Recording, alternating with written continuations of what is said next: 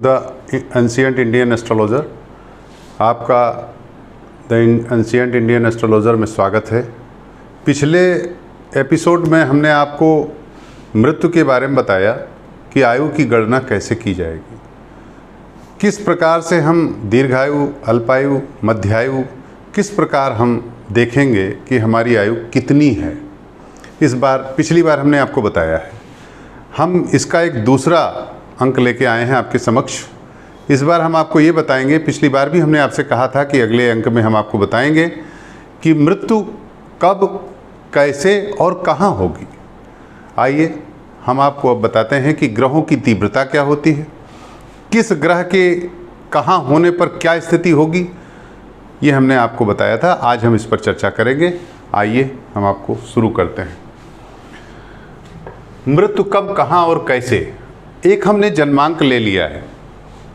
वृष लग्न की कुंडली है, लग्न में केतु है, अष्टम भाव में धनु राशि है, मंगल बृहस्पति है, बुध शुक्र यहाँ है, सूर्यचंद्र यहाँ है, राहु यहाँ पर है, शनि एकादश भाव में।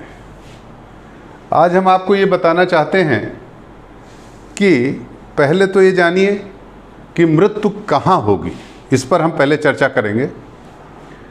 तो इसके लिए हमने आपको बताया कि यदि किसी के कुंडली में अष्टम भाव में चर राशि है, अर्थात 1, 4, 7 और 10, तो चर माने चलना, अर्थात इस जातक की मृत्यु एक मोटी मोटा हम बताना चाहेंगे दूर होगी, निवास स्थान से अत्यंत दूर।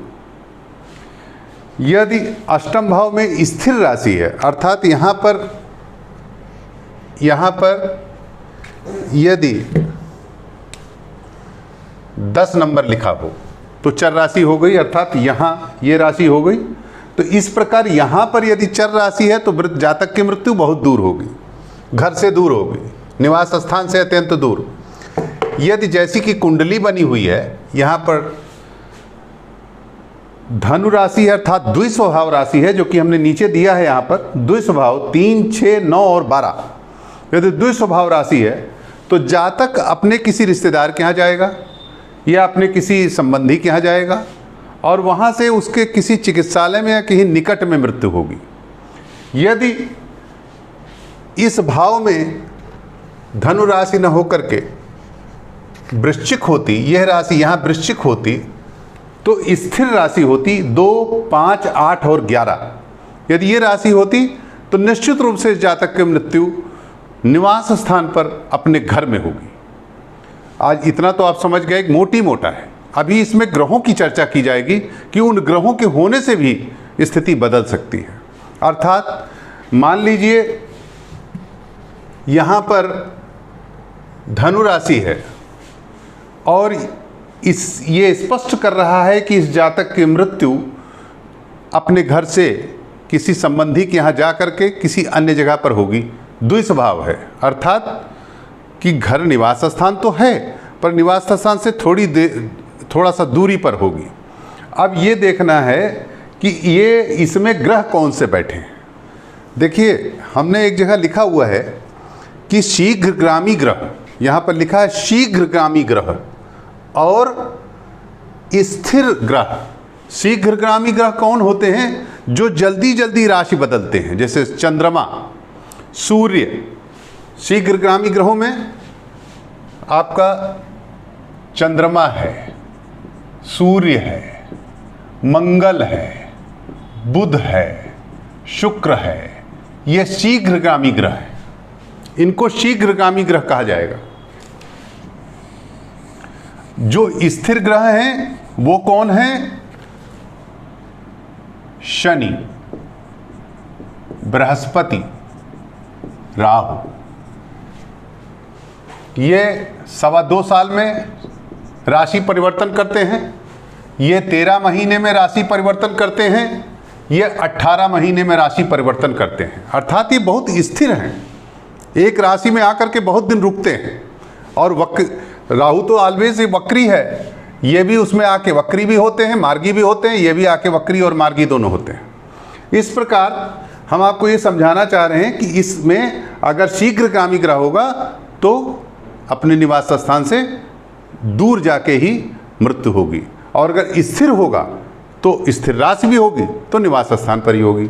ये हमने आपको समझाया। अब हम आते हैं कि मृत्यु का कारण क्या होगा, अर्थात मृत्यु किस रोग से होगी। अब इसमें अगर मंगल बैठा हुआ है और केतु के नक्षत्र में है मंगल, अर्थात मंगल क्या देता है, अस्थि, मज्जा, रक्त विकार, इससे मृत्यु होगी। ये प्रॉब्लम होगी कि आप अस्थि से, मज्जा से या ब्लड से रिलेटेड प्रॉब्लम होगी ऐसे व्यक्ति को, क्योंकि मंगल अष्टम में बैठा है और यहाँ मंगल अकारक हो रहा है इस कुंडली में। सप्तमेश है, द्वादशेश है और अष्टम में बैठा हुआ है। विपरीत राजयोग तो कर रहा है यहाँ बैठ करके, परंतु अकारक है, ध्यान रखिएगा। और यह मंगल जब केतु की दशा मिलेगी इसे, जैसे ही वैसे ये मृत्यु का कारण बनेगा। यह मंगल रक्त विकार देगा, मज्जा संबंधी रोग देगा और अन्य भी रोग दे सकता है। अब सबसे बड़ी बात है बृहस्पति यहाँ क्या देगा। बृहस्पति यहाँ पर लीवर संबंधी रोग देगा। भले स्वग्रही है बृहस्पति, लेकिन अकारक होने के कारण इस कुंडली में लीवर से संबंधित रोग देगा। इसलिए आज हम ये भी आपको बताए कि कब, कहाँ और कैसे, ये बता दिए। अब कब होगी इस पर चर्चा करते हैं। जब भी किसी भी जातक की कुंडली में द्वितीयेश की दशा चले, प्रधान मार्केश है ये, अर्थात सप्तमेश की दशा चले, सहायक मार्केश है, अष्टमेश की दशा चले, द्वादशेश की दशा चले। यहाँ हम देख रहे हैं कि द्वितीयेश की दशा इस जातक की आई, इनकी आई। बुध की महादशा चली। अब साहब बुध तो बहुत ज़्यादा मारक नहीं बन रहा, शुभ ग्रह में तीसरा स्थान रखता है बुध, परंतु बुध किसके नक्षत्र में है यह देखना है कि बुध के का कारण क्या है। बुध है चतुर्थ राशि में, अर्थात स्वग्रह सूर्य के घर में है। अब बुध यहाँ पर मघा के नक्षत्र में हो गया। इस प्रकार मघा के नक्षत्र में होकर के बुध भी अकारक हो रहा है और बुध की द्वितीय प्रधान महादशेश जो चला ये इनके मारक इनके लिए बन गया। ऐसी दशा में बुध की महादशा में राहु की अंतर्दशा आई और राहु की अंतर्दशा में शुक्र बृहस्पति शुक्र के नक्षत्र में, अर्थात ये भी खराब है। अब शुक्र से जैसे ही बृहस्पति के बुध में राहु में केतु का अंतर जैसे ही समाप्त हुआ, उसी दिन केतु ने समापन किया। इस प्रकार कब होने की स्थिति यह है, ऐसा नहीं है कि एक ही कंडीशन किसी पर लागू हो। इसमें आवश्यक है द्वितीयेश देखना, सप्तमेश देखना, अष्टमेश देखना, द्वादशेश देखना और इसके साथ ये देखना कि वो किस नक्षत्र में है। अगर बुध पापक ग्रहों के नक्षत्र में है, अब यहाँ ये देखिए कि केतु को हमने यहाँ भी रखा है और केतु को हमने यहाँ भी रखा है। अब इसको समझने की बात है। जैसे पीरियाडिक टेबल में हम इस एक ऐसा भी एलिमेंट है जिसे हम यहाँ भी रखते हैं एक जगह पे और एस ब्लॉक में भी और पी ब्लॉक में भी रखते हैं। इसी प्रकार से केतु इसमें भी है, पापक ग्रहों में भी, और केतु शुभक ग्रहों में भी है। अब ये किस राशि में है यह देखना है। यदि ये पापक ग्रह की राशि में है तो पापक प्रभाव देगा, यदि शुभ ग्रह की राशि में है तो शुभ प्रभाव देगा।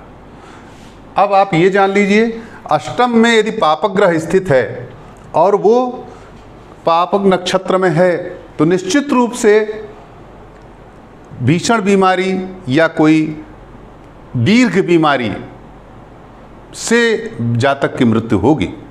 खास तौर से यदि मंगल अश्लेखा नक्षत्र में हो तो अश्लेखा नक्षत्र कैंसर राशि को डिनोट करता है, इसलिए अश्लेखा का मंगल बहुत ही खतरनाक माना गया है। अश्लेखा के नक्षत्र में यदि मंगल है और अष्टम में है, चतुर्थ में है, तो निश्चित रूप से यह मंगल अकारक होगा, द्वितीय है तो अकारक होगा, ये मारक बनेगा और इस प्रकार की बीमारी का कारक बनेगा। अब हमने आपको बताया कहाँ, कैसे और कब। आज आपसे चर्चा किया हमने, आपने ये क्रम देखा कि पहले जो पापक ग्रह कौन है, सबसे प्रधान पार के शनि, सेकंड मंगल, थर्ड राहु, परंतु राशि व नक्षत्र के आधार पर सूर्य चौथे पापक ग्रह है।